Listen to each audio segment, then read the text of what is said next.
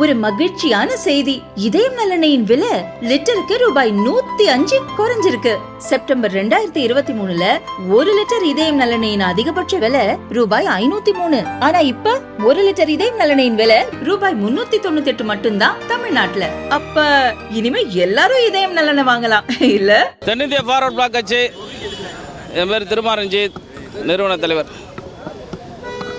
தொடர்ந்து ஜல்லிக்கட்டு நடக்கும் இடத்திலே விதிமீறல்கள் அதிகரித்து வருகிறது. என்னவென்று சொன்னால், மாடுபிடி வீரர்களுக்கு பொதுவாக எந்த இடத்திலும் மரியாதை இல்லை. அரசு விதிகளுக்கு, நீதிமன்ற விதிகளுக்கு உட்பட்டு இந்த விளையாட்டானது நடைபெற்று கொண்டிருக்கிறது. இந்த விதிகளுக்கு அந்த மாடுபிடி வீரர்களுக்கு ஃபிட்னஸ் சர்டிஃபிகேட்டு அரசு மருத்துவமனையிலேருந்து அரசு மருத்துவர் தான் அவருக்கு நல்ல ஆரோக்கியமாக இருக்கிறான்னு சொல்லி ஃபிட்னஸ் சர்டிஃபிகேட் கொடுக்குறாங்க. மாடுக்கும் அரசு மருத்துவர் தான், வெட்டினரி டாக்டர் தான் மாட்டுக்கு ஃபிட்டாக இருக்குன்னு சொல்லி கொடுக்குறாங்க. அப்படியே ஆரோக்கியமாக இருந்து மாடுபிடி களத்தில் போய் மாடு பிடிக்கக்கூடிய வீரர்களுக்கு ஏதாவது ஒரு ஆபத்து, ஏதாவது ஒரு பிரச்சனை என்று சொன்னால் அவர்களை அரசாங்கம் கண்டுகொள்வதில்லை. ஒரு 3 லட்சம் ரூபாய் வாங்குவதற்கு நவீன் என்ற ஒரு பையன் அவனியாபுரம் ஜல்லிக்கட்டிலே உயிரிழந்திருக்கிறார். அவருக்கு ஒரு 3 லட்சம் ரூபாய் வாங்கியதற்கு 3 நாள் 4 நாள் நாங்கள் இங்கே போராட்டம் நடத்தி அந்த நிதியை பெற வேண்டியிருக்கிறது. இந்த முறை ஜல்லிக்கட்டிலே 7க்கு மேற்பட்டவர்கள் தமிழ்நாடு முழுவதும் இறந்திருக்கிறார்கள். அவர்களுக்கு உரிய நிவாரணத்தை அரசாங்கம் வழங்க வேண்டும். வருங்காலங்களில் ஒரு நாள் காப்பீட்டு திட்டத்தை அனைத்து வீரர்களுக்கும் மாடுகளுக்கும் வழங்க வேண்டும். அரசு தான் இதை முன்னெடுக்கணும். அரசாங்கத்திட்ட ஜல்லிக்கட்டை நடத்தக்கூடிய பேரவைத் தலைவர்கள் எல்லாம் பேசிக்கிட்ட பொழுது, யாராவது இன்சூரன்ஸ் போட்டால் நீங்கள் உள்ள மாடுபிடி வீரர்களை உள்ள இறக்குங்க, இல்லைன்னா இறக்காதீங்கன்னு சொல்கிறாங்க. இது எந்த விதத்தில் ஒரு வீர விளையாட்டு என்பது தமிழர்களின் பாரம்பரிய விளையாட்டு. சிலம்பு, கபடி, ஜல்லிக்கட்டு போன்ற நிகழ்வுகள், இந்த நிகழ்வுகளை அரசாங்கம் தான் பாதுகாக்க வேண்டும். அரசாங்கம் பாதுகாக்காமல் அந்த மாடுபிடி வீரர்களை காவல்துறையை கொண்டு அடிப்பதும் அவர்களை சாதி ரீதியாக நடத்துவதும் என்பது இது ஏற்புடையதல்ல.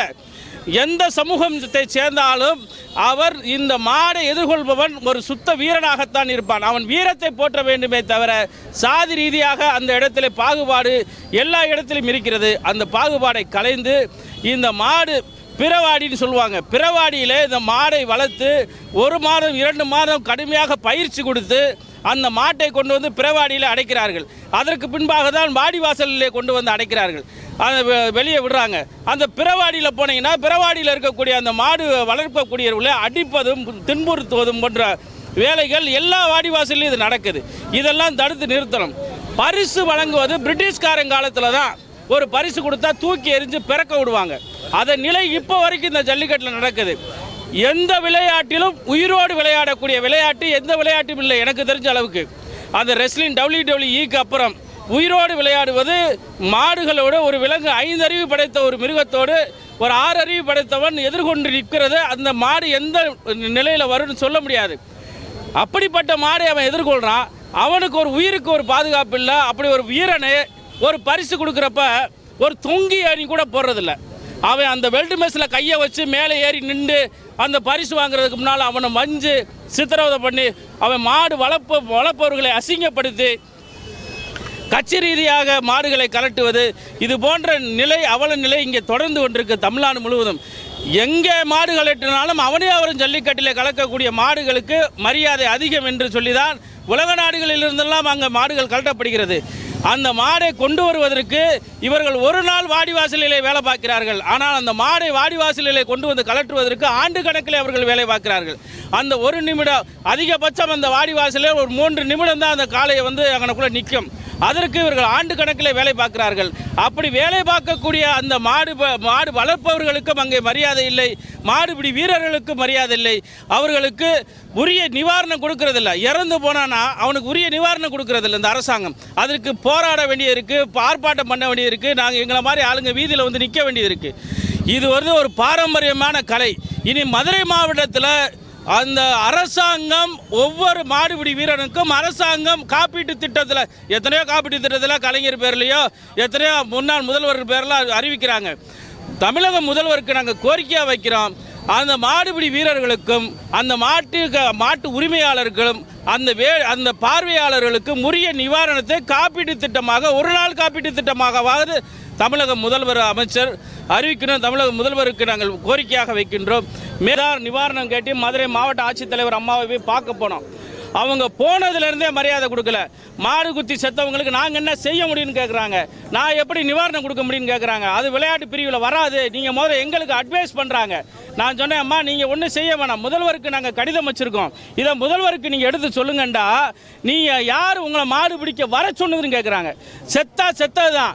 நான் சொன்னேன், அம்மா நீங்கள் வந்து பல்வேறு நிவாரணம் கொடுக்குறீங்க, அதில் ஒரு நிவாரணமாக நீங்கள் கொடுங்கம்மா, நாங்கள் ரிக்வஸ்ட்டாக தான் கேட்க வர்றோம் அப்படின்னு நான் சொன்னதுக்கு அந்த அம்மா சொல்கிறாங்க, மாடு பிடிச்சி செத்தவனுக்கெல்லாம் நாங்கள் தர முடியாது, இங்கே உங்களை யார் வர சொன்னால் உங்கள் ரிஸ்கில் நீங்கள் வர்றீங்க, நீங்கள் சாகணும்னு சொல்லி வர்றீங்க, அதுக்கு நாங்கள் பொறுப்பேற்க முடியாது அப்படின்னு சொல்லி பொறுப்பில்லாத இந்த மாவட்ட தலைவர் வந்து எங்களுக்கு பதில் சொல்கிறாங்க.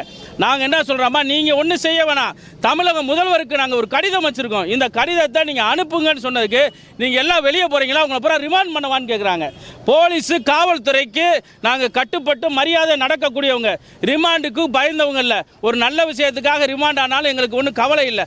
ஆனால் இந்த மாவட்ட ஆட்சித்தலைவர் நான் என்ன சொன்னேம்மா, நாங்கள் வந்து ஒரு இறந்தவனுக்கு நீதி கேட்டு வந்திருக்கோம்மா, நீங்கள் ஏன் எங்கள் கூட சண்டைக்காரங்க மாதிரி பேசுகிறீங்கன்னா நான் அப்படி தான் பேசுவேன்.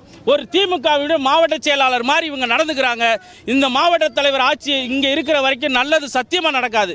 மதுரை மாவட்ட மக்களுக்கு உயிரிழந்தவனுக்கு ஒரு நிவாரணம் கேட்டு போனவங்கள மரியாதை இல்லாமல் நடத்தி இவன் பேசி ரொம்ப தவறாக நடந்துக்கிட்டாங்க இந்த மாவட்ட ஆட்சித்தலைவர்.